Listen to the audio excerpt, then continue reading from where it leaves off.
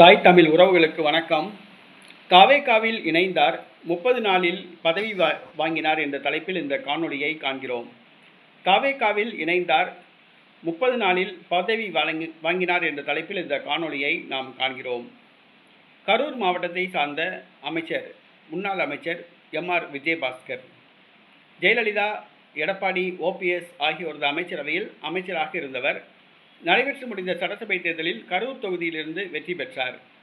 ஆனால் அதிமுக 3வது இடத்துக்கு தள்ளப்பட்டதால் அதிமுகவை சார்ந்தவர்கள் பலர் தாவேகாவில் இணைந்து வருகிறார்கள். தனது சட்டமன்ற உறுப்பினர் பதவியை ராஜினாமா செய்துவிட்டு எம்.ஆர். விஜயபாஸ்கர் தமிழக வெற்றிக் கழகத்தில் இணைந்தார். அவருக்கு தற்பொழுது தமிழக வெற்றிக் கழகத்தின் துணை பொதுச் செயலாளர் மற்றும் கரூர் மாவட்ட அமைப்பு செயலாளர் பதவியை ஜோசப் விஜய் வழங்கியுள்ளார். தமிழக வெற்றிக் கழகத்தின் துணை பொதுச் செயலாளர் பதவி அவருக்கு வழங்கப்பட்டுள்ளது. இது அவருக்கு இன்ப அதிர்ச்சியை கொடுத்துள்ளது.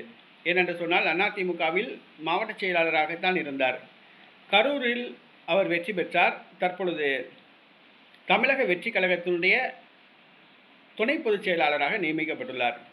வருகிற இடைத்தேர்தலில் கரூரில் போட்டியிட அவருக்கு மீண்டும் வாய்ப்பு கிடைக்குமா என்பது தெரியவில்லை.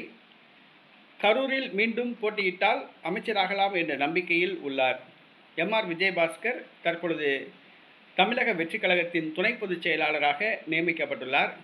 கரூர் மாவட்டத்தில் உள்ள அதிமுகவினரை இழுக்கும் வகையில் அவருக்கு பதவி நியமனம், தமிழக வெற்றிக் கழகத்தின் பக்கம் இழுக்கும் வண்ணம் அவருக்கு பதவி நியமனம் வழங்கப்பட்டுள்ளது.